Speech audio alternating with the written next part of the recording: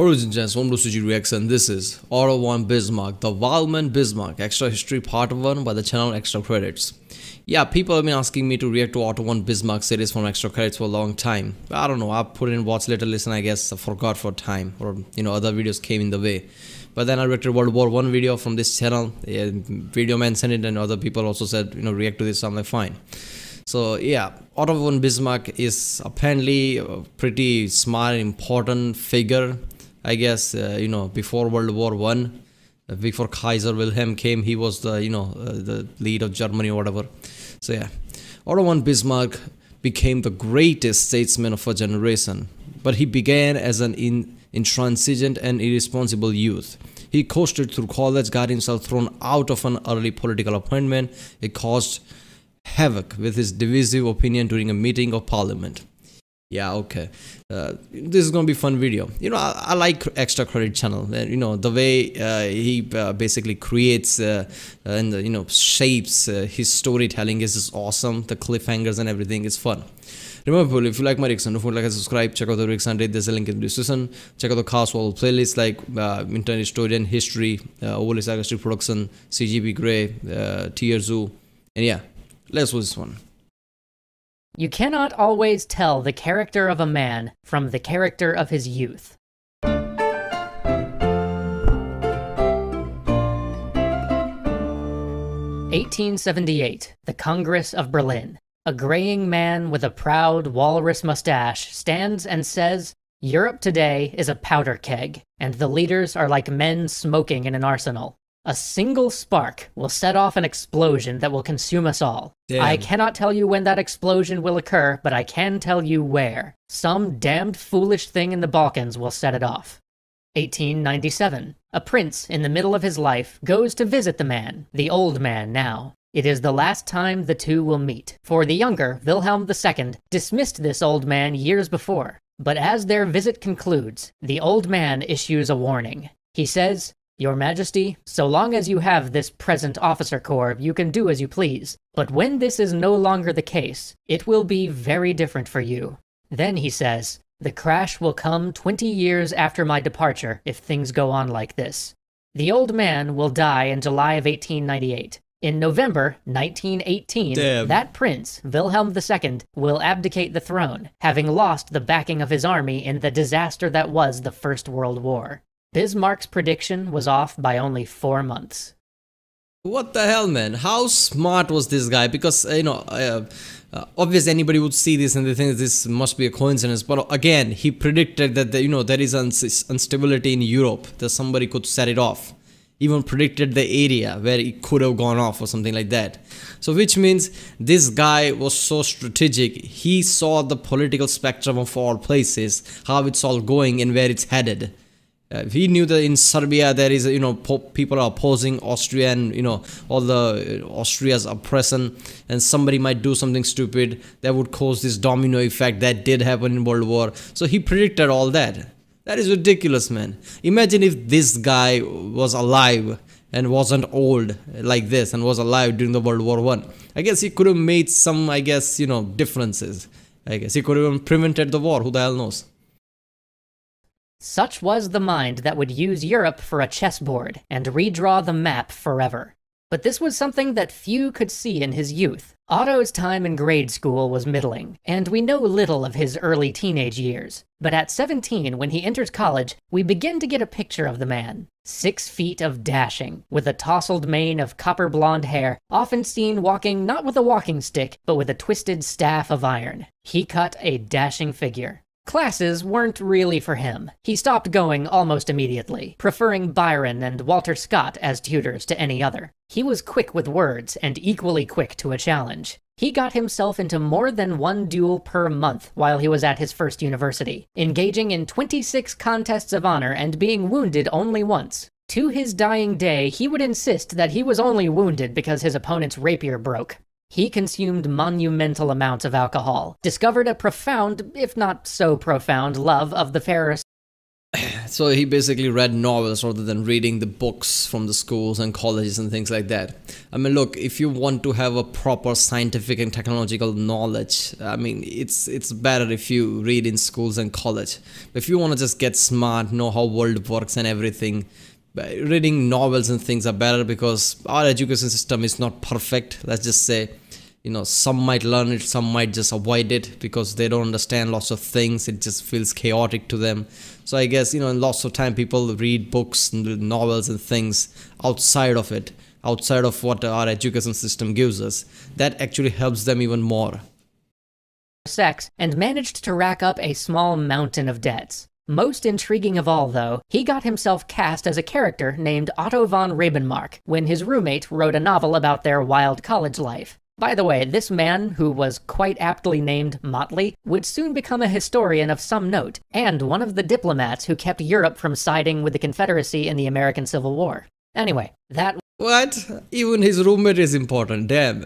Wild college life of theirs eventually caught up to Otto, and he moved to Berlin both to attend law school and to dodge the consequences of his roguish ways. Still rooming with Motley, he never once went to class while in law school. But when graduation time drew near, he hired what is politely known as a crammer at the last minute, and managed to pass the exam to become a practitioner of law. And all the while, he read voraciously. Not only romantic poets, but also history, economics, and philosophy. Although not the heady abstractions of Hegel or Kant that were the rage at the time. By the time he left law school, he felt ready for a career in the diplomatic service. Unfortunately, the foreign minister did not hold a high opinion of the diplomatic abilities of Prussian nobility, and preferred to hire from without. So, rather than being assigned some glorious foreign posting, Bismarck was soon sent to Aachen, a territory taken from the French in the Napoleonic Wars, and he was given the job of figuring out how to better integrate it into Prussia.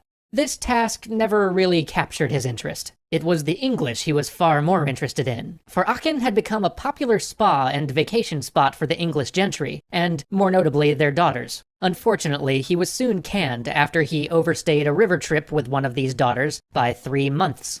It took some significant family influence to get this self-designated leave quietly swept under the rug, and Otto was soon involuntarily volunteered for the army. But before even his...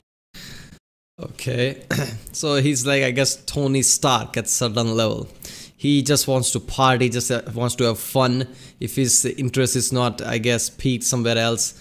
But if, he finds something interesting, I guess he can put his effort into it. He loves reading and everything. But if he doesn't like something, obviously he's going to find distraction into things like partying and things like that. Year of mandatory service was done, his mother took ill and died. This tragedy finally made his path clear. His father had never been good at managing anything, and his mother had run their more unruly estates. With her passing, Otto would take over this duty. A gentleman farmer's life for him. He was completely unprepared for this task, but he did still have his secret weapon, the one expedient that had carried him through every challenge life dealt him: cramming. So as his military service wrapped up, he devoured books on agricultural science, estate management, and economics. He even managed to get himself into a soil chemistry. Reading books after books without, I guess, phasing out and actually understanding is a real power. I mean, it's a really powerful tool if you can do that. If you can cram like that, it's a ridiculous powerful tool. I mean, in any sector, you can basically become, good enough at that, at least in very short time.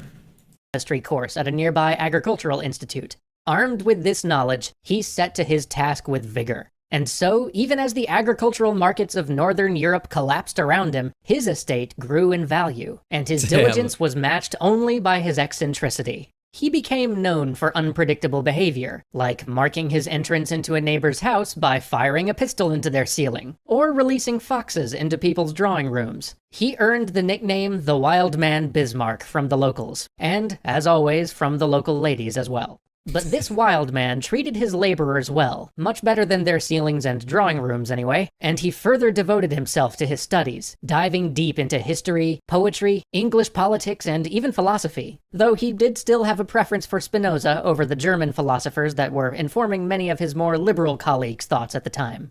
All of this, and perhaps age, began to refine him, to smooth out his roughest edges. And though country life weighed heavy on him, in many ways he was well suited for it. It looked as though the life of a country squire was to be his calling. Over time, he settled in, he made friends. He even married a woman who seemed wholly unsuited to him, a quiet, devout woman with no interest in politics or English poetry. But she made him quite happy. In fact, he adopted her religion, pietism, to marry her. And such is the strange character of Bismarck that he did so earnestly, or at least he adopted the parts of her faith which he earnestly found compelling.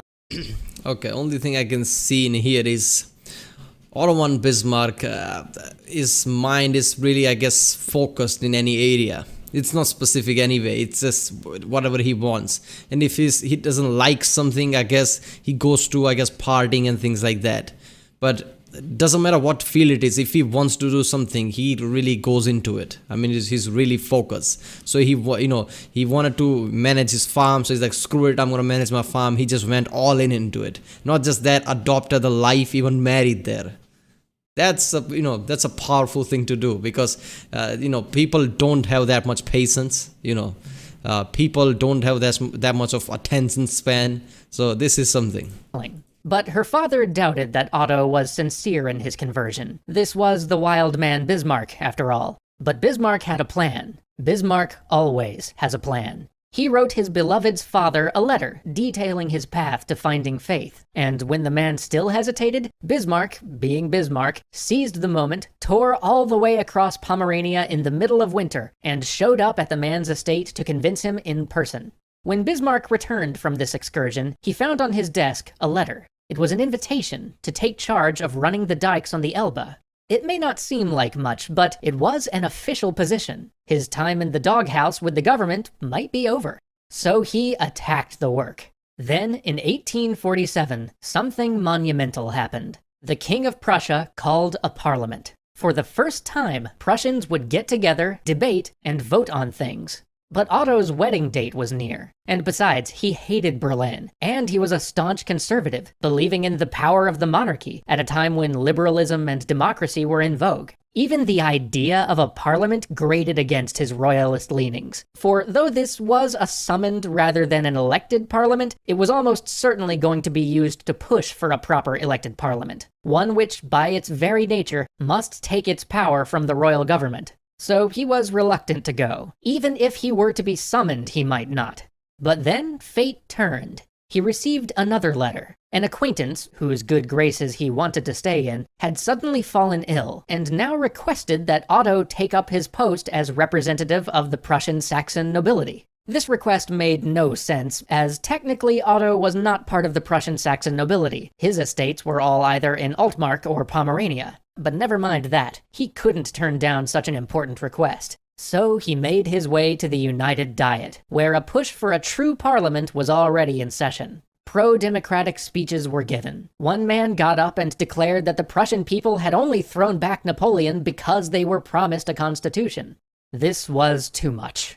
Bismarck stood and responded that the Prussian people had thrown back Napoleon for Prussia. Did the man really think that Prussians wouldn't have stood up against an invader without being promised a piece of paper? The hall erupted in boos. People shouted and stamped. The place was chaos. But Bismarck, being Bismarck, just picked up a newspaper and began to leisurely read through it until they were quite done. And then he finished his speech. And in that moment, Bismarck the country squire became Bismarck the statesman. Yeah, okay. He was conservative. He wanted monarchy rather than, democracy. I mean, you can't really blame him when you realize, how French Revolution, everything went just, before this time, I guess. So maybe that thing was fresh in his mind, like how, if there is no monarchy, how people go ballistic or something like that, because that might have become the, democracy image to him, the French Revolution. And all the guillotine and everything. So that's why he probably opposed it. But that's something, isn't it? I mean, he's true, isn't it? I mean, Prussians would have opposed Napoleon for Prussia. It's not because only they are given the choice of constitution. Otherwise, they wouldn't have rose up. That's stupid. I mean, he is true there. Damn. You can already see from the first video that, what his ambitions are, how he is, how his mind is, how focused he is, and his ability to cramp knowledge. That's just gonna spearhead him through. But seriously, that start of the video where he predicts World War One, that is just surreal. So by the end of this series, he's gonna be really, really smart, I guess. 1848. The People's Spring. Springtime of Nations. The Year of Revolution.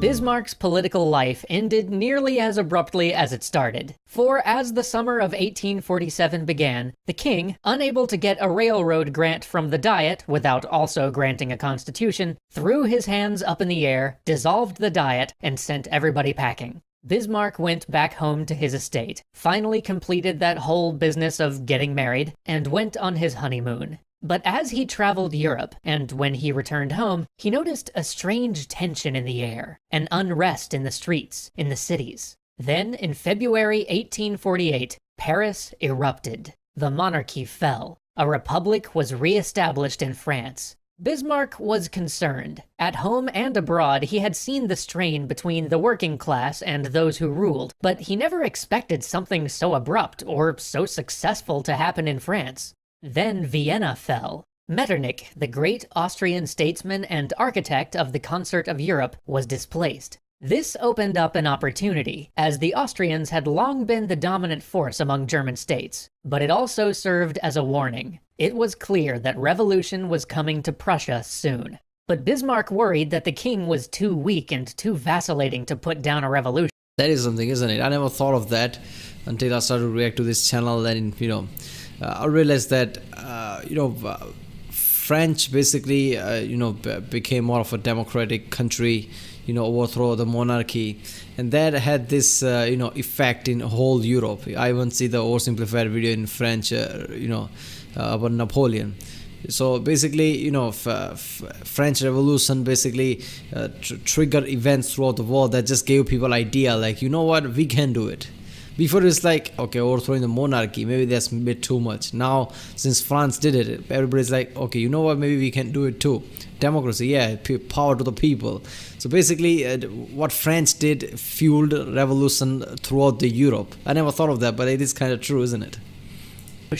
And he was right. As word of the revolution in Vienna spread, Prussians took to the streets, and soon the king promised them a constitutional government. But as the people were celebrating their victory in Berlin, the celebration turned into a clash. Shots were fired. Government troops killed revolutionaries. Many, including Bismarck, believed that now there was no choice but to crush the revolution. The king, though, disagreed, and ordered the troops. Yeah, Otto von Bismarck is smart, sure, you can see that. And he has the foresight to see what to do, what not to do about the future. Obviously, he could predict World War I and things like that. But I guess he wasn't that smart, since he thought monarchy can be saved. Since today, monarchy close to doesn't even exist. Democracy was inevitable. So I guess he didn't see that part. Like, you know what, this is inevitable. One day it will have a no. He chose monarchy over democracy, I guess. Troops out of Berlin, effectively leaving himself hostage to the revolution. And then came the first of Bismarck's good-ish ideas. He raced back to his estate and organized an old-school peasant levy. Yes, in the middle of the 19th century, he tried to press his peasants into service as their feudal lord in order to put down a revolution whose stated goals were to enfranchise and empower those same peasants. With this great idea in mind, he handed them all shotguns and said, "Come on, lads, to Berlin." But just as they were storming off, one of his spoil-sport neighbors came out and told him to stop hurling a firebrand into the country, threatening to talk the peasants out of this nonsense. Bismarck politely replied, "You know that I am a quiet man, but if you do that, I shall shoot you." So with revolver in hand and four bullets in his pocket, he led his feudal levy to go liberate the king. Unfortunately, when he got to the first army camp... Yeah, that was something, isn't it? One guy like, okay, I'm gonna make sure the farmers don't do that. And he's like, yeah, I'm gonna fucking kill you, whispering in his ear. Yeah, alright.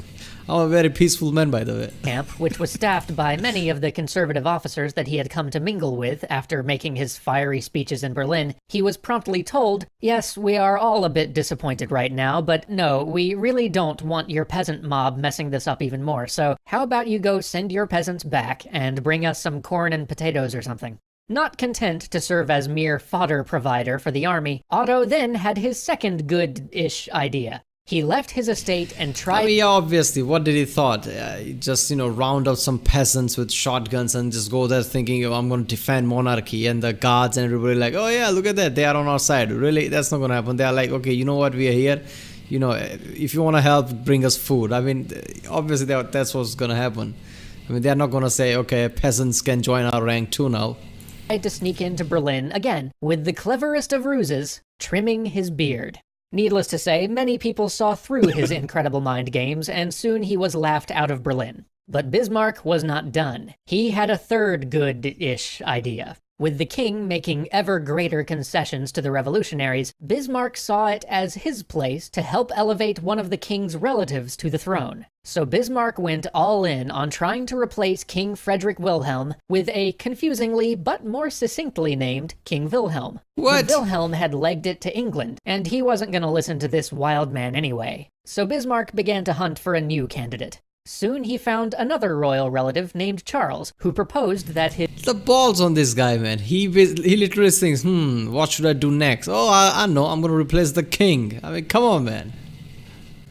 His even more confusingly named son, Frederick Wilhelm, should replace Frederick Wilhelm on the throne. This Frederick Wilhelm, or Fritz, I'm going to call him Fritz, was 6 years old. But nobody had asked Fritz's mom. I mean, they eventually did, but more as an afterthought, with Bismarck awkwardly meeting her in her servants' quarters. Not asking turned out to be a mistake, though, because Fritz's mom supported the liberals and put the kibosh on the whole thing. It would seem that Bismarck had made an enemy of the mother of this 6-year-old he hoped to put on the throne. Nonetheless, he was soon summoned for the Second Prussian Diet, which the king had ordered assembled to hammer out how to make a real parliament for Prussia. That is so dangerous what he was doing, man. If king got wind of that, he would have basically have him killed or something like that.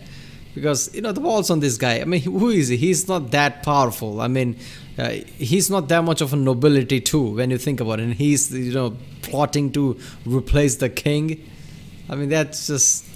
There, Bismarck spoke passionately about the noble past that they were so casually throwing away, even becoming choked with emotion and having to stop mid-speech. But to no avail. The Diet did its job and created the Prussian National Assembly, which Bismarck was very not elected to. This Prussian National Assembly pushed for a real parliamentary system along British lines, though, and soon the king began to lose patience with the body. So Bismarck joined the Camarilla, which was not in fact a secret society of vampires which has kept their presence hidden from humanity for hundreds of years, though I can understand your confusion, and let's be honest, Bismarck would have made a great vampire, but no. Bismarck joined the much more boring but real group of nobles and courtiers close to the king who were determined to maintain the power of the monarchy through non-vampiric means. And let's go ahead and call this one Bismarck's first actual good idea, because this put him in contact with many powerful men. But even though, by all accounts, he was an effective member of the society, and even though he had amplified the conservative voice in Prussian politics by establishing a newspaper, when the liberal cause fell apart and the conservatives once again became ascendant, he was passed over for a cabinet position. They were very happy to use him when a radical was needed, but once the time came to re-establish order, the wild man was cast aside. Yeah. So Bismarck... I mean, obviously, he's shown as the wild man. I mean, you could see a bit of an anger issue in him whenever he makes decision. He's really, I guess, strong if he thinks about something like, okay, I'm going to replace the king. You know what? I'm going to take all the peasants and take up arms. I mean, obviously, people are going to think, okay, you know what? He's effective. Yeah, but let's not put him in charge of anything because, everything might go into chaos. Returned to his estate to witness the birth of his first child. But Bismarck had a plan. Bismarck always had a plan. You see, even though the liberals had failed to get anything like the constitution they had wanted, they had gotten a constitution, and with it, a parliament, the Landtag. And Bismarck, always a pragmatist under whatever colors he may have worn, decided to get himself elected to this new body. The fight was fierce. He knew that he wouldn't get elected in his own region, so he decided to run for office in the city of Brandenburg. But there he was an outsider, running against the local mayor. He acted with vigor, describing his campaign headquarters as a military camp, with messengers running in and out at all hours, and strategy being formulated so that he never missed an opportunity to speak to the few hundred men who would eventually determine the representative for Brandenburg. He won by 25 votes. Now he was once again at the center of things, and the question at hand on everybody's mind was the unification of Germany. If the 39 German states that had survived the Napoleonic invasion banded together, they could change the face of European politics forever. But how to achieve that was a matter of some debate. They could either come together under Austria or under Prussia. But Austria rejected the possibility of unification, because the Austro-Hungarian Empire and the Habsburg-inherited lands included far more territory than just the German portions. And the whole point of unification was German nationalism. Germans would never accept rule by a sovereign who was also ruling over other nations. This meant that the Austrians would either have to divide their empire and give some other branch of the family their German territories, or simply reject unification outright, and they chose the latter. The German National Assembly, which was different from the Landtag in that it represented all German states, decided, with little other choice, to offer the imperial crown to Frederick Wilhelm. Nobles in the Landtag, including Bismarck, urged him to accept. But the king rejected the proposal, and this allowed Bismarck the opportunity to rail against the constitution that would have come with it. He was blasted by the press, and sure of losing his seat in the next election. But when the king dissolved the Landtag, he changed the election rules for the next session in ways that favored landowners like Bismarck, which ensured his re-election. After giving some blistering speeches... Damn. I mean, this just shows that, Bismarck's ability to, play chess in real world, I guess. I don't know how else to say that. Just to see where the pieces fall and what to do, what not to do. I mean, that is, he was really, playing the field strategically. I mean, he knew what to do and what will cause effect of something else. I don't know how else to say this. I mean, that's some military type of mind right there. Speeches on the role of the monarchy, and some strong invectives against even the monarch's own move toward a constitutional unification, Bismarck got himself moved to the new assembly debating the question of unification. But before that could go anywhere, he got caught up in the next great conflict. The war over territory seemed to loom between Austria and Prussia, and it is here that we see the evolution of Bismarck. Because though in many ways he was and always would be a man of war, when a settlement was offered and many pushed to reject it and go to war instead, Bismarck rose and said, "It is unworthy of a great state to fight for something which does not concern its own interest. Gentlemen, show me an objective worthy of war, and I will go along with you." It is easy enough for a statesman to ride the popular wave from the comfort of his own fireside, making thunderous speeches from the rostrum, letting the public sound the trumpets of war, and leaving it to the musketeer, bleeding out his life's blood in the snowy wastes to settle whether policies end in glory or in failure. Nothing is simpler. But woe to any statesman who, at such a time, fails to find a cause of war which will stand up to scrutiny once the fighting is over. And so begins the transformation of Bismarck the Radical to Bismarck, man of realpolitik.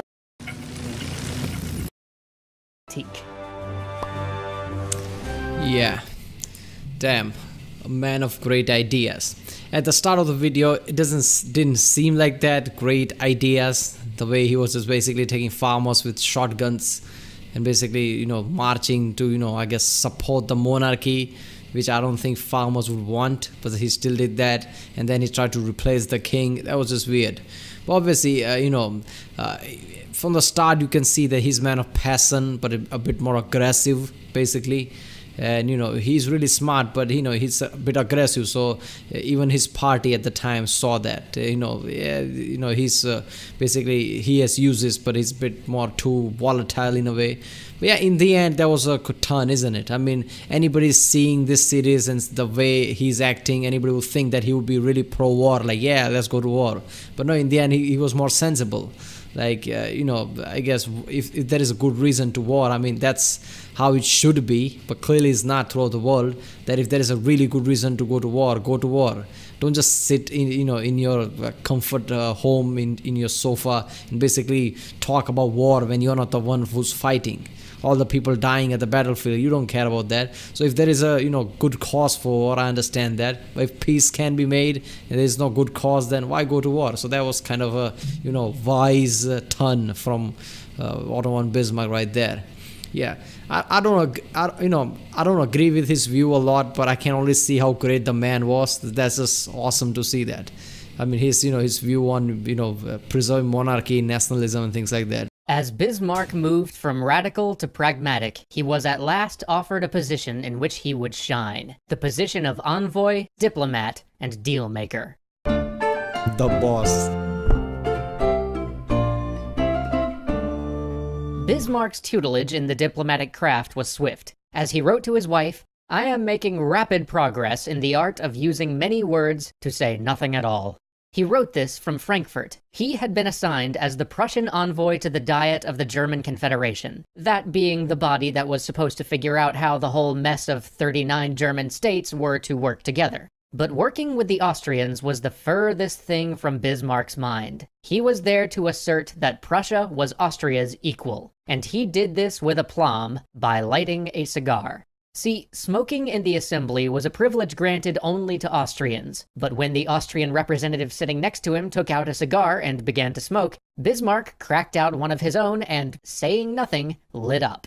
The press loved it. His enemies loved it too. When he returned to Berlin, That's weird. I mean, only privilege for Austrians. So what? If anybody else does it, they get punished or something? Because how does that work? I mean, how is that going to be enforced? I mean, that's that, I guess, monarchy type of thinking, like only Austrians can do this and that. Yeah.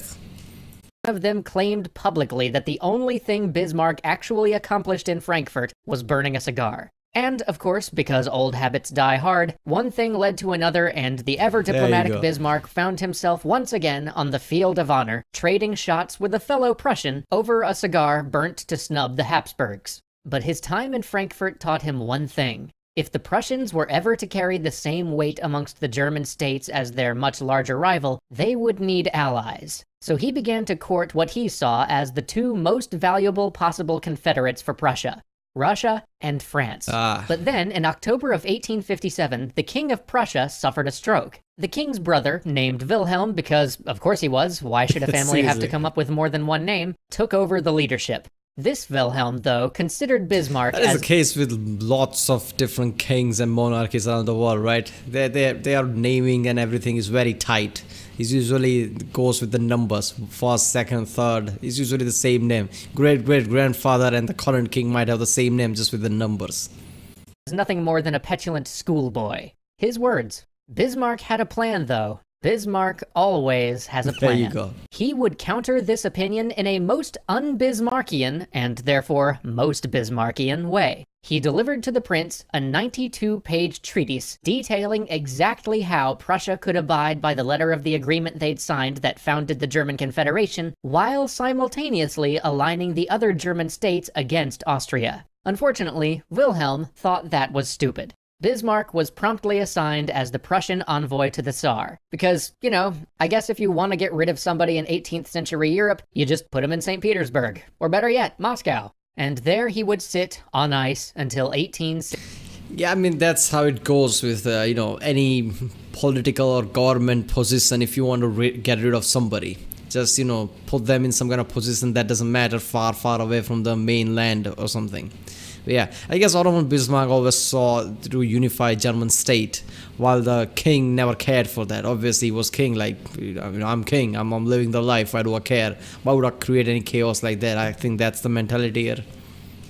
62. These were some of the bleakest years of his life. He was cut out of state affairs, he fell ill, he nearly lost the use of his leg, and even withdrew himself from Russian society as his ability to serve as a diplomat was hindered by the fact that everybody knew he was there because his sovereign didn't want him in Prussia. But, at last, a strange... Oh yeah, that is true, isn't it? I mean, when you send somebody like that, obviously everybody knows that, the king was trying to get rid of you. So how you supposed to be a diplomat? Because to be a diplomat, you need to have some kind of a respect, some kind of a feel of power. But if everybody knows that you were just discarded like that, any negotiations you try to do, people are like, man, screw you, man. Who are you? You're nothing. Even your king tried to get rid of you. So that doesn't work. Letter came, one saying that he should return to Berlin with haste. When he got there, against all odds, he was asked to serve as the head of government.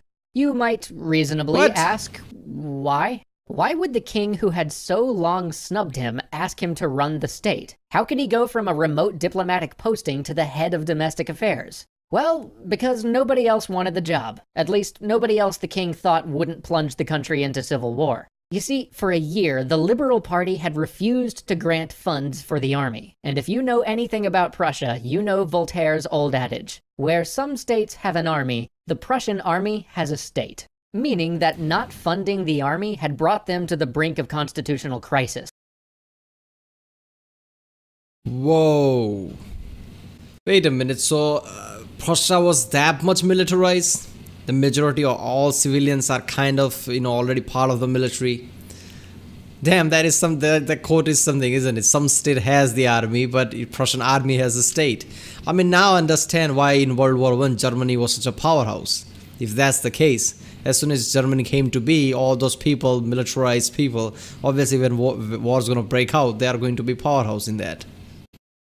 And the king's closest advisor's best suggestion was to have the army overthrow the Democratic Assembly and then figure it out from there, which was basically 100% guaranteed to start a civil war. So the king figured, call in Bismarck, I guess. If he succeeds, fabulous. If he fails, then we'll just throw him under the anachronistic bus. As the announcement went Damn, so that means King realized that Bismarck's ideas might be a bit too out there, but he was not stupid. His idea was somewhat smart, but he just didn't want to touch all that, being king. So I guess he realized that Bismarck was smart, but in a way that could create chaos. That's why he threw him away in Russia, yes. But he realized that his idea is kind of strong. Even if he fails, I guess he's just going to use Bismarck as a scapegoat. Out, no one in the wider world of Europe really thought he had a chance. Neither did many in Prussia. For 2 weeks, Bismarck had to scramble to pull together a cabinet, because nobody thought his government would last. Simultaneously, he also had to bolster the spirit of the king, who, in his dejection, was continuously on the brink of giving in. And in the midst of all of this, almost as an offhand remark to those who were debating funding the army, he said the words that would define him and define the age.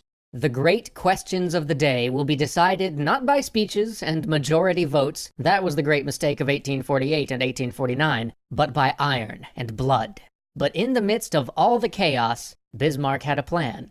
Bismarck always has a plan. If he couldn't get to the Landtag to do what he wanted, well, then he would just have to do what he wanted anyway. You see, the king and the parliament were supposed to agree on any new budget before the government could collect taxes on that budget and do with them whatever they wanted. Everyone else took this to mean that the government could not collect taxes without parliament's approval. But Bismarck had other ideas. See, the Constitution didn't really spell out exactly what the government was supposed to do if the king and the parliament couldn't agree on a budget. So Bismarck just said, well, we don't have a new budget. Guess we have to keep collecting taxes based on last year's budget. And so sent out the king's tax collectors to do what they did best.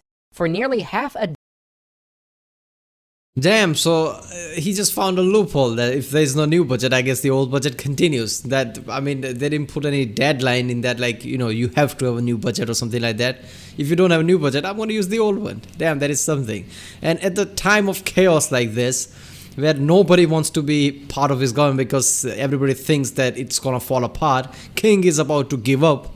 He's, basically bolstering everybody up. At the same time, just a few months ago or whatever, he was in Russia, almost getting his leg cut off because, he's, some kind of injury or whatever. So he was not in good place, yet he's still strong mentally and trying to pull everything together here. This just shows that, his ambitions are really strong, because if a person has to be, in this kind of a good morale and drive, they have to have some form of strong ambitions like he had here. And his ideas are really, strong here, the way he's doing things. I don't know how else to say this, but yeah. I mean, and he's pulling things, loopholes and things. Damn. Decade, the government would continue to collect the 1861 budget, and the king would have a stream of revenue without asking Parliament for a thing. With that settled, Otto now had the prestige and the freedom to turn to what he saw as his larger project, positioning Prussia to be the preeminent power in Germany when the German states finally unified. He moved rapidly. First, he checked in with France to see if they would stay neutral, or perhaps even join Prussia if an armed conflict broke out between them and Austria. Then he wooed the smaller German states to begin voting with Prussia, even as he was baffling the Austrians with an alternating volley of threats and lofty promises about how much they could accomplish together. But even as he was holding his own in German affairs, his zeal abroad nearly cost him his ministry. A rebellion had broken out in Poland, and the Russians were eager to quell it, already sending in troops. Bismarck immediately dispatched Prussian divisions to the Polish border and sent a note to Russia basically saying, "Hey guys, we can totally help you with that." Soon, protests over this action broke out from the other major European powers, with France, Great Britain. Yeah, so I guess Germany and Poland, I guess that's a thing going on way before the World Wars. I guess he put Otto von Bismarck like, yeah, I'm gonna send troops to Poland. Yeah. So I guess Hitler was just following in his footsteps. And Austria all condemning Berlin. Many thought that Bismarck would have to resign over this, but the king, the very same one who had exiled him to Russia before, refused his resignation. Soon, Europe... I mean, of course he did. Everything was about to fall apart. Well, Bismarck came back with a loophole about the last year's taxes, and he saved everything. I mean, by now, King is thinking, like, this is the most important man in the whole world. I'm not giving him up. Ire turned from Berlin to St. Petersburg, and while the matter would blow over in time, to the Russians, this unification of the European powers against them brought to mind the recent and disastrous Crimean War, and in doing so, reminded them just why having an ally in Prussia might be valuable. But just as this affair was being put behind him, his great project was again in jeopardy. The Emperor of Austria had invited the Prussian king to a congress of princes to discuss the matter of German unification. Bismarck at once saw that the Austrians had stacked the deck, and any vote at such a conference would go in their favor. But he also knew that he wouldn't be able to convince the king that an invitation from other princes was a trap. So he took a different approach. The king was never the most secure of people, so Bismarck convinced him that the invitation was an insult, and that it should have been sent to him with much more formality. So the king declined to go. But then, days...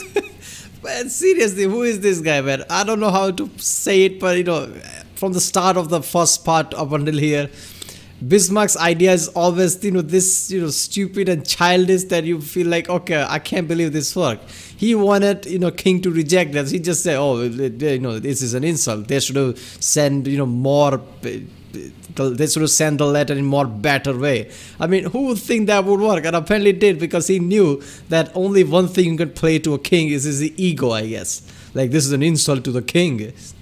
Later, the King of Saxony rode up, bearing another invitation imploring the prince to come. Now he had been formally asked to attend by 30 princes with a king as the message bearer. There would be no convincing good old Wilhelm that this was a slight.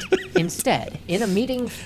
Other side people like, oh, I get it what Bismarck is doing. You know what? I'm gonna send princes and with a king with a letter. How about that now? Full of shouting, imploring, and not a little sobbing on both sides, Bismarck convinced the king that he would be giving up the independence of the Prussian army if he agreed to anything at this conference. And so, with Bismarck ripping off the door handle on the way out, once again, the king declined to attend. With that, the course... I mean, imagine that, man. The king hated Bismarck, threw him in Russia. Circumstance happened in a way that Bismarck was needed. Bismarck, obviously with his hokey ideas that work. I mean, it's not a hokey idea as if it works like that. It's smart. I mean, that's the thin line, isn't it? If it works like that, it was smart idea. With his, volatile, smart idea like that, he literally pulled everything together. And obviously, King is gonna, hear him out on the massive issues. And if Bismarck is constantly saying, like, convincing him on things like that, you shouldn't go, and just pulling out things from left to right. First, it was an insult. Second time, it was like you giving up Prussian army or whatever. Of course, King is not stupid, but he realized that how smart Bismarck is. So if he's saying that, maybe there is something to this, so he's gonna decline. Was set. The initial threats were in check. Now, at last, Bismarck could truly begin his project of iron and blood. So wait a minute, so in World War I, Germany was bigger powerhouse than Austria. It's because of Bismarck? That's how important this guy is? I didn't know that, man. I've never heard of this guy before people told me to react to this. I mean, obviously in 1 or 2 series, I think, related to World War, I heard about Bismarck. But that's it. But damn, this is a really important guy. This is the guy who's gonna shape Germany in a way. I mean, Austria was a powerhouse. I knew about the, Austrian Empire. For centuries, it was a powerhouse. But then in World War I, suddenly Germany was powerhouse. In World War II, Germany, kicked back and became even bigger powerhouse. I mean, I know why in World War I, the new founded Germany was such a powerhouse because, they were mostly militarized. Prussia was mostly militarized. But seriously, this is awesome. It is go time in Bismarck land.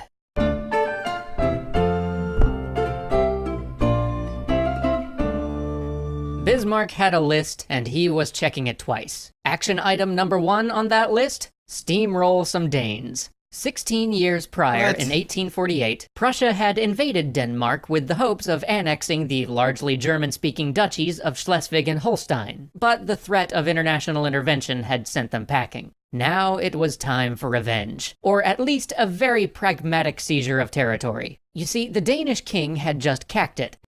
I guess after what Napoleon did, all the powers in Europe must be in high alert. Anybody try to invade any place and they're like, what you doing there? And as basically always happens when a European king checks out, his death left everybody scrambling over the succession. And in this case, that scramble was played out between one staunchly Danish branch of the family and one sympathetic to the Germans. When the Danish group won out, they decided that it was high time to rule Schleswig and Holstein directly, to finally incorporate them into the Kingdom of Denmark, not to leave them as semi-independent duchies with their own weird rules and privileges. This violated a treaty the Danes had signed with the Prussians, though, and gave Bismarck his chance. But it also made things tricky. After all, if Bismarck used ideas of liberating the oppressed and defending smaller nations' rights to justify invading Schleswig-Holstein, he'd have to find a really good reason for sticking around to occupy those places himself, instead of just leaving again. He had been setting up these dominoes for— I mean, knowing Bismarck so far, I think he can come up with some kind of hokey plan. I don't know, like how he could basically, influence some of the politicians there, local politicians of those places, to come out and just say that we support Prussia now. We see ourselves as part of Prussia or something. He could make that happen. I don't know. For a while, though. There would be no repeat of the last time when they had to flee due to other powers coming in on the side of the Danes. He had already secured the friendship of the Russians, and made vague promises to the French that they might see some territory out of the whole deal if Prussia was allowed to absorb Schleswig and Holstein. And without Russia or France, Britain would protest, but they'd never actually go to war on the Danish side. He had also suckered in Austria, convincing them that they were all on the same side. That is so true, isn't it? I mean, Britain and France is not really friends, if the history we see it. Russia is not really friend of France or UK either. Obviously, they are going to work together, but if, Otto and Bismarck basically can secure France and Russia somewhat support from them, Britain cannot just go to war, because that would just give France and Russia excuse to go war against Britain, I guess. Like, oh, wait a minute, you can see that we are supporting him and yet you're still trying to go to war. So I guess that is smart. I guess 2 out of 3, so 3 major powers of Europe just secure 2 fronts. Enough, that's enough. Germans defending Germans and all that. He even convinced them to be allies and contribute a horde of troops to the effort. And this is key. Not only did he need Austrian troops to secure a quick victory, but it would also make them complicit. If, after they won, he said that Prussia was going to take territory, the Austrians wouldn't walk away without their share, which not only meant that European public opinion wouldn't turn against Prussia, but also meant that he wouldn't lose the moral high ground in the German Confederacy. And his plan worked perfectly. The combined Prussian-Austrian forces rapidly— Damn, he's, really clever in this sense. I mean, bit of an asshole clever, but still. He saw that, obviously he hates Austria.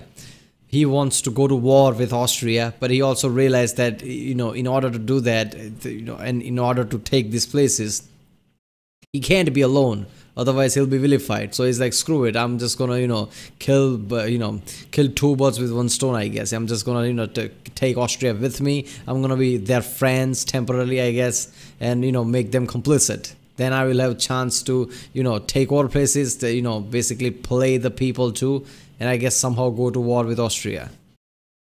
Overran Denmark. The Danes had to grant the independence of Schleswig and Holstein. Bismarck made some ludicrous demands, and the Austrians, not wanting to be left out, eventually caved to a compromise that left Bismarck exactly where he actually wanted to be. Prussia would keep Schleswig, the Austrians would get Holstein, and he would get a small pile of other minor concessions to boot. But Bismarck was always a man of large appetites. He didn't come all this way to only get Schleswig, and so part 2 of the plan commenced. Operation Make Fun of Austrian Incompetence. He played up everything that went wrong in Holstein, and talked openly about it being a breeding ground for revolutionaries. His sound and fury brought the two nations to the brink of war, but both of their monarchs wanted to avoid such a conflict between brothers. What the hell? I mean, all the strategies he could have used, that's what he used. Basically, you know, split the two places between them and, you know, just criticize the Austrian part and put, you know, magnifying glass on every issues here and there. Obviously, Austria's gonna go like, why you, you know, amplifying everything that is happening there? You're basically insulting us. Obviously, that's gonna result in somewhat, you know, friction there. And he wants friction. I mean, if you think about it, if you want war, I guess there are lots of different type of things like this you could do that, you know, basically increase the tension. It's way easier to increase tension between two states than, I guess, decrease it.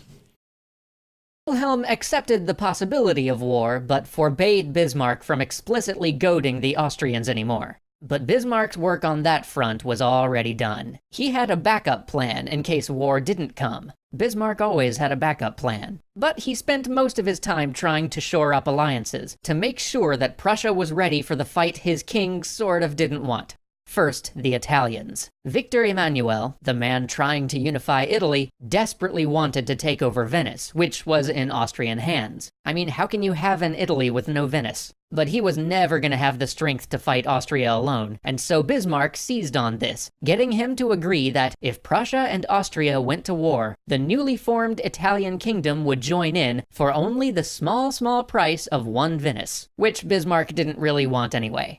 Next, the French. While not publicly successful in securing the French as allies, Bismarck was dealing with Napoleon III here, a man too clever for his own good by half. Napoleon III, who saw himself as the equal of his famous uncle, but really wasn't, took the only course of action that would get him nothing. He wouldn't support Prussia, but he wouldn't support Austria either. This was just fine by Bismarck. Finally, Bismarck...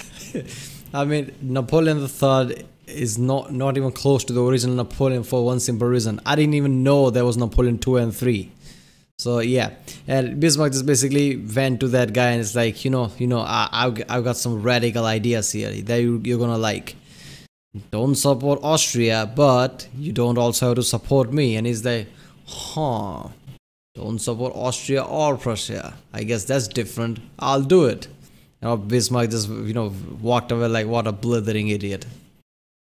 Kept pressure on Austria, having Prussian officials meet with Romanians and Magyars, Czechs and Serbs, any ethnic minority within the Austrian Empire, all in order to make it look like he was building allies and raising legions of revolutionaries ready to revolt the moment the Austrians went to war. But Bismarck's plans were interrupted by one thing he did not factor in. As he walked down the great boulevard Unter den Linden, 2 shots broke the quiet. He whirls. A young man stands before him, revolver in hand. The 51-year-old Bismarck grabs him. 3 more shots ring out as they grapple. Finally, soldiers run up and subdue the young man. As the assassin is hauled off, they check Bismarck for wounds. One finds a hole in his coat, and follows it to find a hole in his waistcoat, which, with some trepidation, he follows to find a hole in Bismarck's shirt.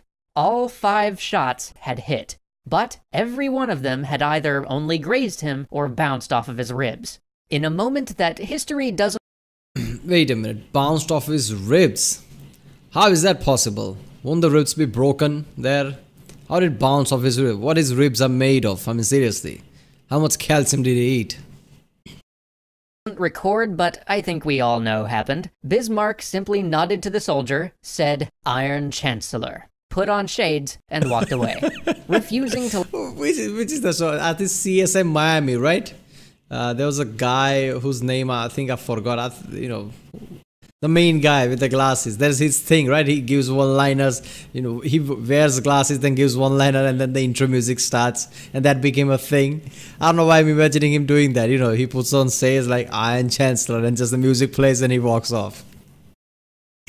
Let one measly assassination attempt get in the way of a good war, Bismarck went right back to work getting the German-speaking world to tear itself apart. And as rumors swirled, the Austrians felt they had to make a move, so they called the Pan-German Diet in Frankfurt to decide the issue of Schleswig and Holstein. The Diet moved against Prussia, but this played right into Bismarck's hand. The moment the Diet came to their decision, the Prussian representative read a statement that Bismarck had prepared for just such a moment, declaring the Diet invalid and the German Confederation dissolved.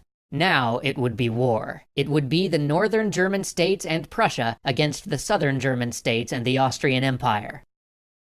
Damn, that is something, isn't it? I mean, obviously it plays into his hand. If the, whatever, meeting or whatever they just had, if they go, the result is against Prussia, he can basically rally up his own people. Like, see that, they are against Prussia already and things, this and that. So he was prepared for that already. Hundreds of thousands of men were mustered.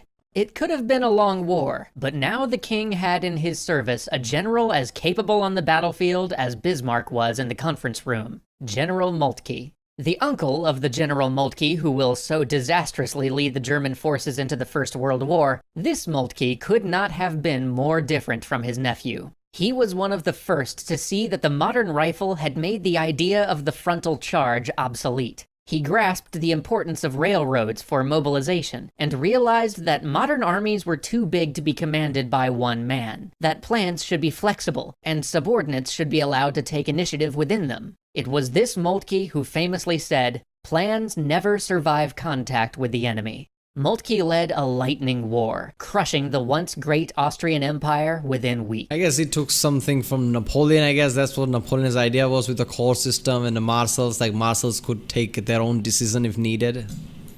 And now, where Bismarck had once had to work so hard to get the king to go to war, their success had been so great that he had to work equally hard to get the king to stop. Bismarck realized that they could only push so far before the other great powers stepped in, and all of the work that he had done would be undone. More still, he believed that once he had eclipsed them, he might need the Austrians to serve as a balance against one of the other great powers, so he must not impose on them a peace that would leave them hating Prussia. So Bismarck called in his erstwhile and I need to hear that again. Push so far before the other great powers stepped in, and all of the work that he had done would be undone. More still, he believed that once he had eclipsed them, he might need the Austrians to serve as a balance against one of the other great powers, so he must not impose on them a peace that would leave them hating Prussia. So Bismarck... So he wants Austria on his side if the other great powers basically, rise up to balance things. While at the same time he was, literally, insulting Austria, trying to go to war against Austria. This guy has balls, right? I mean, I did not see that coming. I mean, I thought, his plan's going to be hate Austria for now, even if it, serve his, even if it doesn't hate Austria, it serves his needs, so hate Austria, I guess. But I never thought his basically plan would revolve around that, we might need Austria again, so let's not, hammer them too hard. Damn. Called in his erstwhile enemy, the Crown Prince, the same Frederick Wilhelm who he had so unsuccessfully tried to put on the throne as a toddler, and put him to work reining in his father. Fritz, a lover of peace despite being an excellent military commander, convinced the king to accept the deal that Bismarck had on the table. Prussia would take over most of northern Germany. The German Confederation as a body would be disbanded. Their Italian allies would get Venice, and Austria would forever be banned from any pan-German parliament, or from meddling in German affairs. Oh, and weirdly, Liechtenstein became an independent country, so that also. All in all, things were looking up for Bismarck's grand project of uniting all of Germany under Prussian rule. There just loomed one more obstacle, one great nation that, although neutral so far, would oppose any further increase in German unity and strength. There was the problem of France. Okay. So I guess he's gonna go against France next time. Damn. So, man, seriously, all the people have ambitions in their lives. What am I going to do in my life? Even that people don't achieve. This guy has balls so bigger. I mean, when he was younger, he was just like a your everyday, I guess, college playboy type of guy who was just doing whatever he wanted. Just wild man Bismarck. Then he got older, his ambitions grew. Now he's playing countries. His vision of unifying Germany, he did that shit. And his visions are ridiculous. I mean, it's not just everyday, just the politics that I'm gonna do this and do this, all the sensible politics that's gonna lead to this unification of Germany, and you could applaud that like, oh, he was smart. No, his ideas are really out there and actually works. I mean, it's ridiculous. And also, he got shot 5 times and just walked off. His bullets bounced off of his ribs. That is still effed up, man. I feel like, this history, I guess he deliberately, I guess changed some of that there just to, show to the public how strong Bismarck is. But I'm pretty sure his ribs and everything would be broken. He just didn't want people to know that. Just to, show this kind of image like, Iron Chancellor or something like that. Hey folks, before we start, allow me to introduce our newest extra history artist, Nick. He'll be taking over for David, who is now hard at work on our new extra sci-fi series. Say hello!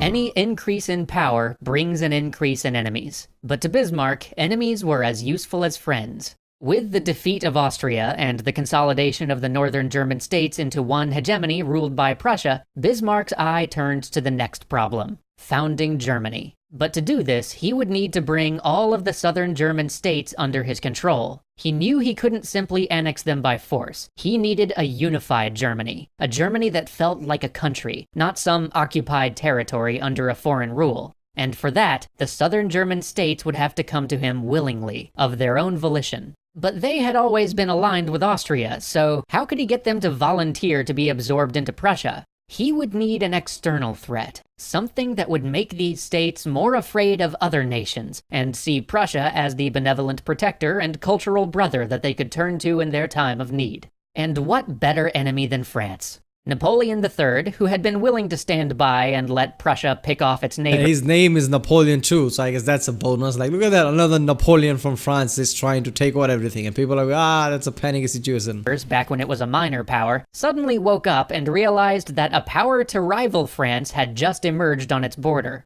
Already upset about the fact that he hadn't gotten any territory as a bribe for staying neutral in the war between Prussians and Austrians, Napoleon was primed and ready for a conflict with Prussia. But there was a problem. Both Prussia and France needed the other one to be the aggressor. Neither wanted to risk international rebuke or the possibility of foreign intervention in their cause. But Bismarck had a plan. Bismarck always had a plan. His plan was wait until circumstances presented themselves that allowed him to formulate an advantageous plan. So he did. Then, when the Queen of Spain was suddenly kicked out of Spain by revolutionaries, Bismarck knew it was go time. Because when a European monarch vacates their throne, there is always a multinational scramble for succession. In this case, you'd think it would be less complicated because the Spanish kicked out their monarch and were essentially choosing a new one for themselves instead of trying to untangle and war over some Byzantine genealogical tree. But no, they instead decided to offer the crown of Spain to a German prince.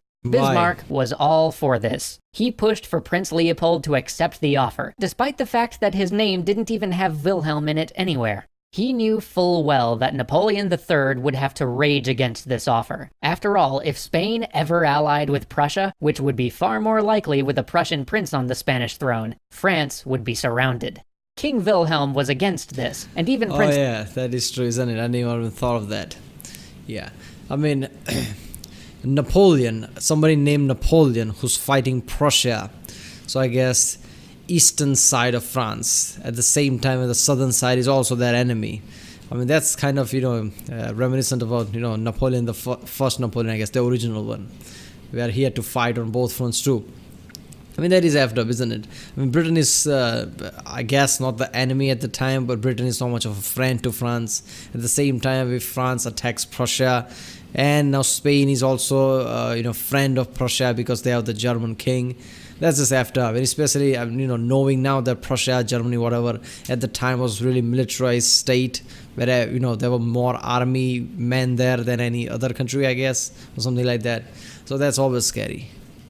Leopold didn't see great prospects in being king of a country that had spent most of the last century in revolt, but Bismarck's diplomacy prevailed, and the offer was accepted. All of these dealings were kept a very close secret, though. If France found out too early, the consequences could be disastrous. What Bismarck needed was for Leopold to be proclaimed king by the legitimate assembly of the... Why would the consequences be disastrous, though?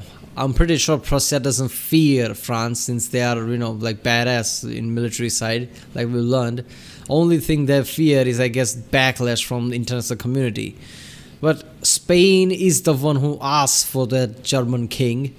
So, Bismarck doesn't have to get afraid because of that. Like, Spain asked for this. How are we the one who's wrong here? So he can, just openly send that guy to become king or something. And if France attacks, France is the one who's vilified in front of people, isn't it? Like, did we did anything to create war? No. Spain asked for the king and we gave them that. Anything more than that is just France's fault. They can't say that. People of Spain before Napoleon could make a move. That way, if France declared war over it, the world would see them as the aggressors. Yeah. Everything went perfectly. On June 19th, 18... Yeah, apparently he is doing that, but I guess making sure that there is no issues along the way. That's why he's doing things hush. Oh, what the hell. On June 19, 1870, Leopold agreed to accept the throne. 2 days later, he sent a coded telegraph to Madrid saying that he would arrive around the 29th. But then history turned, as it so often does, on a small thing. A cipher clerk made an error in decoding the message and wrote the 9th of July. The Spanish legislature couldn't be held in session that long, and thus was dismissed on June 23rd, which meant that when Leopold arrived in Spain, there was nobody present to make him king. People started noticing this Prussian prince kicking around in Madrid fairly quickly, and word reached the French papers. Soon, all of France was up in arms. So, not everything went perfectly. But Bismarck now played the spider, waiting silently. He knew that he couldn't be seen directing affairs. All he had to do was wait for the French to offer some insult, and then pounce on that to have the war he wanted. But he didn't factor in Wilhelm. The king had always been opposed to the prince running off and taking the Spanish throne, so when the French outcry flared up, the Prussian monarch put his foot down and told Leopold to withdraw his nomination. Yeah, I see what's happening there. I guess after the French Revolution, every other monarch in Europe, I guess, is scared because their actions could create revolution in their own country. So they try to avoid things like, aggressions to other countries, wars and things like that. They try to avoid that if they can. So he's trying to avoid a war with France because, I don't know, it could, turn out to be another revolution there and the overthrow of him, I guess, in his own country. So I guess he's fearing that. That's why, he's constantly opposing war. I've started to react to this, this series, I guess, a few days ago. And so far I've seen that, like, kings are trying to oppose war if they can. Because otherwise that just means, the people rise up. Because obviously wars are not a good thing. They create lots of issues, and at the time where people are high and talk of revolution, that would be an issue. So I guess that's what Bismarck just wants war, but king are like, okay, chill out, man. I don't want my head getting chopped off or something like that.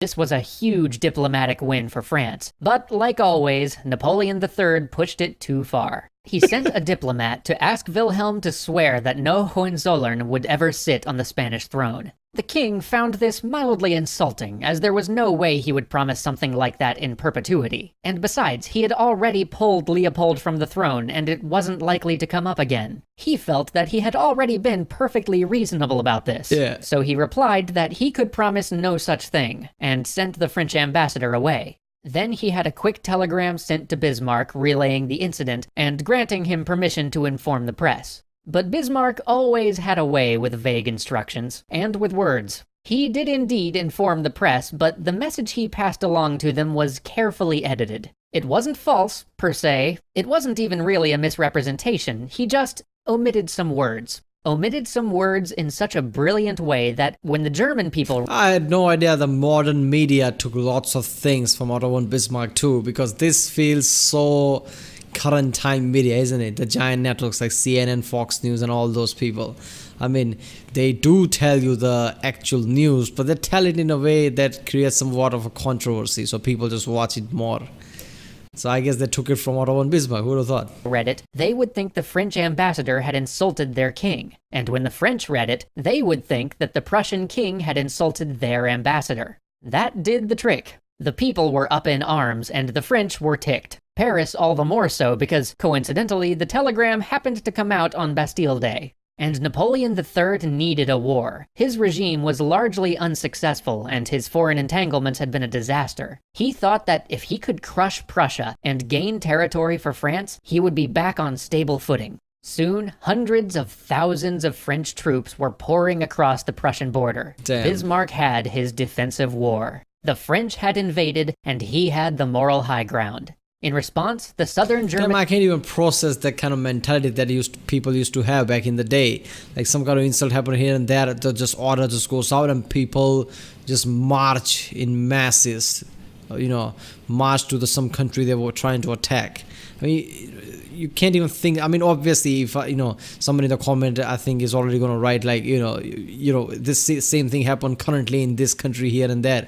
But I guess it's extreme rarity nowadays. Like, can you imagine, I guess somebody in some European country just marching to some other country or any country just marching with lots of soldiers, like hundreds of thousands, even millions of soldiers just attacking country because I guess some newspaper was a bit of rude or something like that.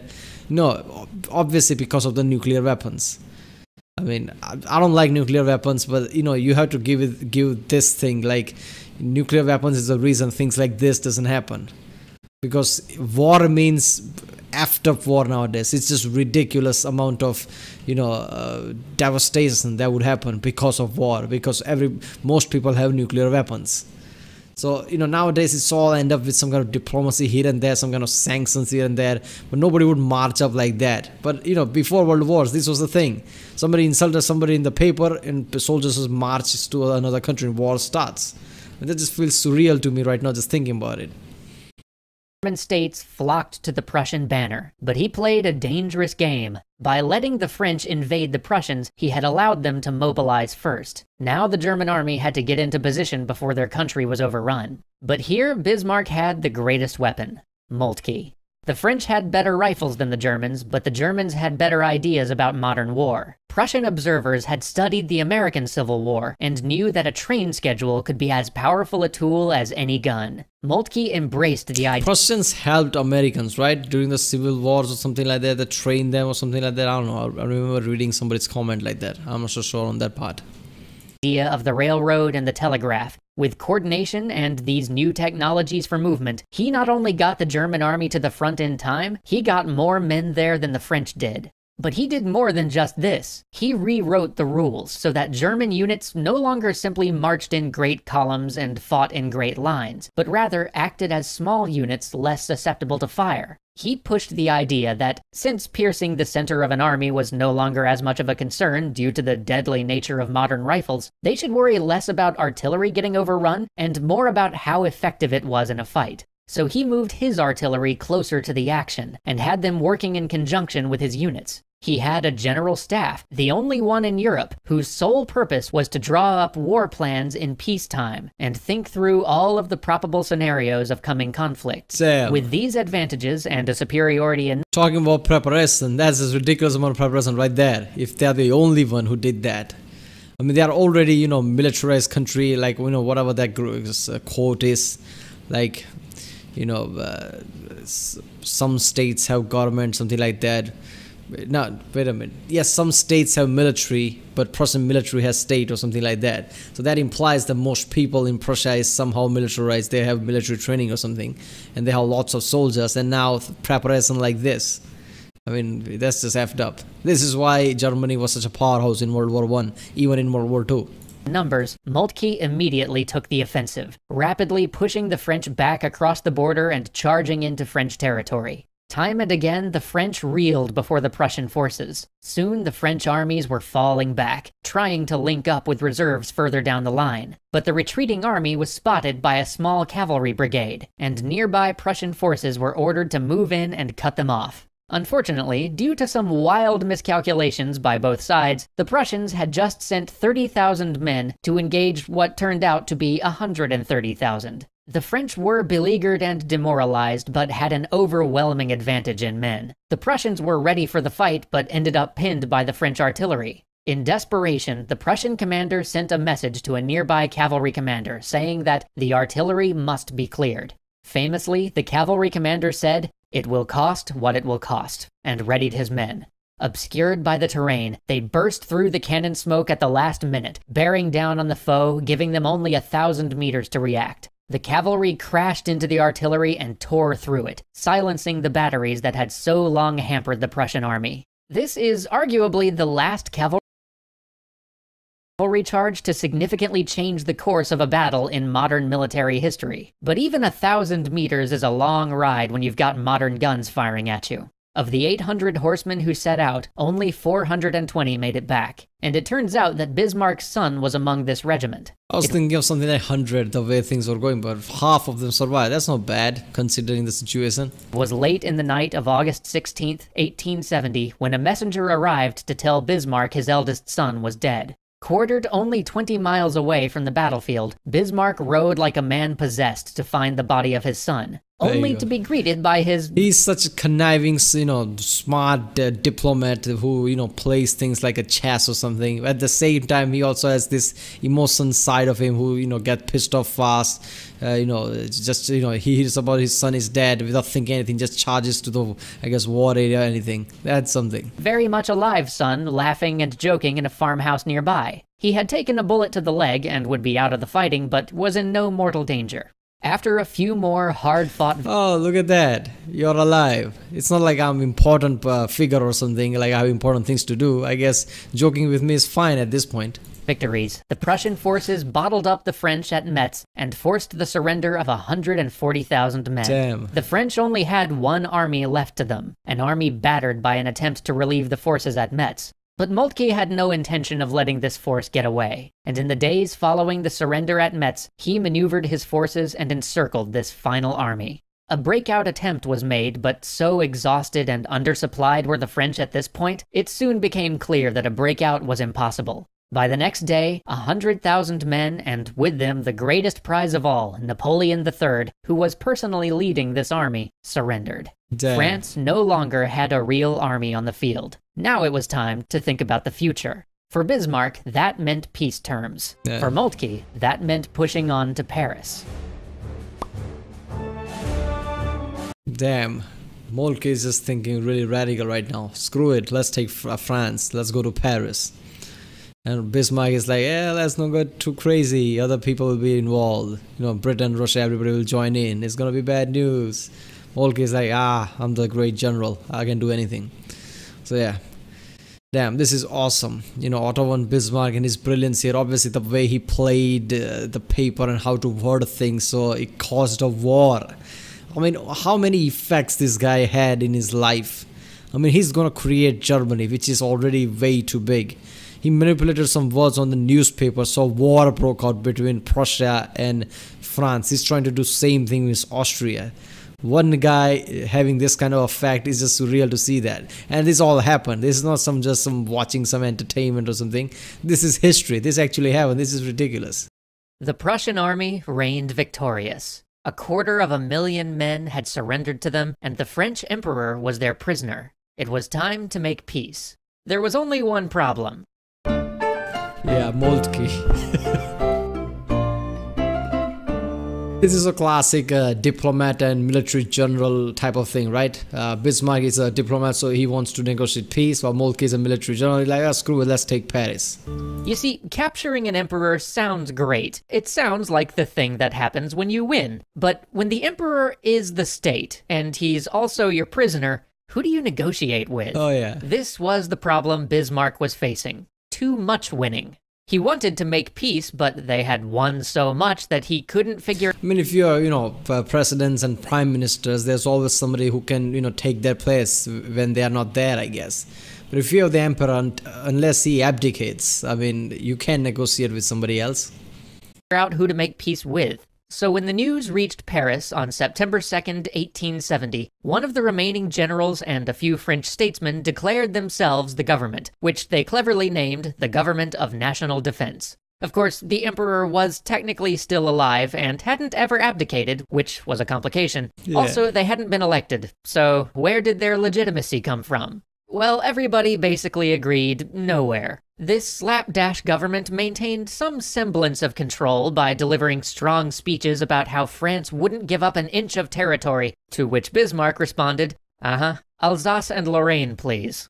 Negotiations with this pseudo-government quickly fell apart. Moltke was pretty stoked. I mean, you just get your ass kicked by, Prussia, basically. Your emperor is in there, they captured your emperor, basically. It's their prisoner. So now you're gonna say we're not gonna give up any of the place. You are not in really, position to demand things like that. This meant he would get to march on Paris after all. As the Prussians approached the French capital, the Government of National Defense recalled all of France's armed forces from their colonies, their holdings in Italy, and summoned them to the defense of the homeland. Soon they had a formidable force at Paris, at least on paper, and they began to dig in. But Moltke simply surrounded the capital and laid siege to it. One of the main members of the Government of National Defense pieced out via air balloon to see if he could raise an army in Loire. Everybody else stayed put, defenses raised, just waiting for Moltke to try to storm the city. Moltke had no intention of doing something so blindingly wasteful, though. Instead, he planned to simply let Paris starve and wait them out. Julius Caesar, tactics here. This is awesome. I mean, yeah, you could just do that. Why not? It works, all the time, I guess. Just starve them. While the rest of Germany's forces patrolled France, crushing whatever other armies the French put in the field.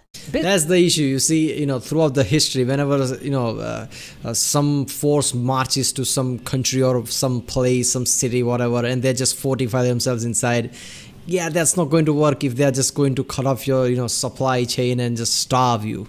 Sooner or later, you have to do something. You can't just stay inside. Bismarck argued that they should shell the city, something that Moltke and the general staff felt was inhumane, against the rules of war and... In the last video, I thought Moltke is that more military general type of mentality who wanted to march to Paris. He was the radical one. While Bismarck is the more sensible diplomat who just wanted to, I guess, talk about peace and whatever. But now here, Bismarck wanna just, shell the city with civilians in it, while Moltke is the one who's saying, that's inhumane, man. Of course, Bismarck is the, I guess, bit of volatile madman. That's one of his personality, I guess. Probably ineffective anyway. But as time wore on, Wilhelm got impatient with the rising costs of this siege and ordered Moltke to listen to Bismarck. There is much debate about how much effect the guns had, and whether it was the shelling or just the starvation that led to surrender, but at last, the Government of National Defense signed an armistice. During these peace negotiations, the representative of the Government of National Defense pleaded with Bismarck, saying that if Paris acceded to all demands, it would cause a socialist revolution. Bismarck coolly replied, "Then I recommend provoking an uprising now while you still have an army to crush it." Outplayed at every turn, the Government of National Defense gave Bismarck basically everything he wanted. He got Alsace and Lorraine with nearly 1,700 villages and towns, adding 1.5 million new souls to the German Empire. He got 5 billion francs in gold to be paid as indemnity, and Prussian troops would be staying in France until that was paid, just in case some real French government came along and tried to go back on their deal. Oh, and also, Bismarck got a German empire. More Damn. specifically, he forced the French to officially acknowledge Wilhelm as Kaiser, or Emperor, of Germany, the last real step in the unification process. Wait a minute, why does it matter if French accepts him as, emperor? Shouldn't the German states, which he's trying to unify, has to acknowledge him as the emperor? That should matter. Why does French accepting him matters? Back when the war first started, the southern German states, the last holdouts, had sort of been absorbed into this growing entity which Bismarck had been putting together. During the war, citizens of Baden or Bavaria or Württemberg had fought side by side with Prussians. It had given them a sense of unity and brotherhood that eclipsed their regional differences, made them an army of Germans fighting together. So now, as the war wound to a close, after experiencing such a great victory through cooperation, these states all voted to become part of something greater. Man, look at that shit. Bismarck is, so clever, isn't he? He just like, how to unify all German states? I guess let's go to war with another big nation. And basically take all of them with us in one allied force, and when we win decisively, they can see how it's awesome to work together and be one nation. And it worked. This is ridiculous. When he saw a vision of unified Germany, he literally played things like a chess, and he everything worked out the way he wanted in the end, and Germany became, look at that, one state, one nation. Something called the German Empire. Finally, in a scene full of spectacle and drama, on January 18, 1871, the leading military commanders declared Wilhelm Kaiser in the Hall of Mirrors in Versailles. And so the glory of war and the pomp and circumstance of imperial dignity played out. Now all that was left was creating a constitution, which Bismarck expedited by convincing the newly formed German Empire to simply adopt most of northern Germany's previous constitution. But with one interesting proviso. All ministries were under the office of Chancellor, and the Chancellor could propose legislation or bring things to debate in any of the parliamentary houses. But the chancellorship itself was granted at the direct pleasure of the king. No other body could remove a chancellor or appoint one. Coincidentally, Bismarck just so happened to be the Chancellor of Germany. But even with this broad power over his newly... I mean, that's not surprising since his view on monarchy, we already know that. So, trying to create a chain of command where the king is the main power, under him Chancellor is the main power, and under him all the other government bodies, comes under him. I mean, that structure makes sense, knowing how he thinks about the monarchy and how government should be.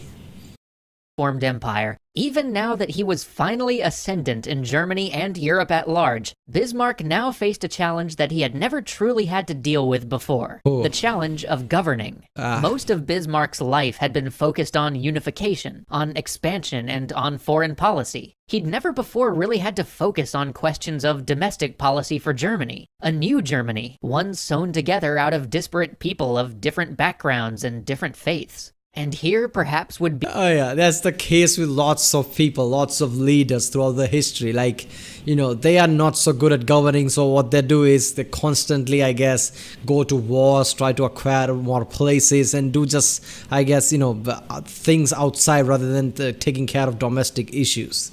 They start war, so they're like, oh, we are at war, this is more important than, I guess, domestic issues. They try to avoid shit like that. So yeah, I mean, Bismarck's whole vision was about, I guess, gaining more areas, taking other nations and unite one in, create a German nations, go to war with Austria, France, and everywhere. And that was his goal. Now see, that has happened. Like, okay, you got what you wanted, and now what? Yeah, govern, I guess, go with all the local issues, domestic issues. I mean, just because he's brilliant and, brilliant plan maker or whatever and doing all these things doesn't mean he's going to be brilliant, I guess, governing, domestic issues. Be his greatest challenge, because now he had to ensure the continued meteoric rise of this new German empire, while at the same time fending off the jealousies of Europe's existing great powers, so that they didn't band together and crush this fledgling nation. This Herculean effort would take him the rest of his life, and for all of its difficulties, would be the triumph of his foreign policy and his political philosophy of revolutionary conservatism. But if Bismarck had one great failing, one true tragedy to his life, it would be that he could not envision a world without Bismarck. At least not until it was far too late. And so all of this effort, all of this work he did to ensure a strong but peaceful future for Germany would wash away in other leaders' hands, feeding directly into the looming... Oh yeah. I mean, apparently he was good at governing, apparently. He was good at domestic issues. I mean, of course he was.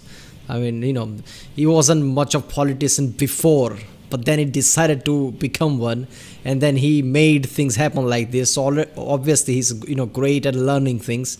So he's going to learn how to govern, you know, under created nation now, how to defend it, how to make sure that people don't band together and uprisings don't happen and things like that. So he did all that shit. But yeah, I mean, whatever, you know, things that he put in place, whatever contingencies he put in place to ensure that Germany stays strong, I guess all revolved around him. And when he's gone, whoever is left now obviously is not going to be as brilliant as him. So chain of command and everything's going to fall apart, because decisions are going to be made by somebody who doesn't understand all this, doesn't understand the system that Bismarck created. And that is what happened in World War I. Imagine if Bismarck was still there in World War I. I'm pretty sure he could have avoided whole issues like this. Catastrophes of 1914. But that's a story for another time. Yeah. Thanks for watching. Yeah, I'm pretty sure if Bismarck was still alive during World War I, he would have made sure that World War I doesn't happen, since he had this foresight to see things before. I mean, he predicted World War I when he died. In just, you know, I guess 2 decades or so, he predicted that there's going to be issue here and there, and everything happened the way he said it, give or take few months, and World War I started. So yeah, man, Bismarck was such a brilliant guy, right? I mean, who else can you think of that was that great of a political mind? I mean, I know all the military generals, big names like Napoleon, Caesar, but who's like Bismarck, the brilliant mind like that, who played things like this, you know, created all this situation that worked in his favor, and his vision came true like this because he made it true. Yeah. Alright people, that was the series Otto von Bismarck by Extra Credits. If you like my reaction, don't forget to like and subscribe. And you know, I guess if you want me to react to any other video from this channel or any other channel, comment down, and I'll see you next time.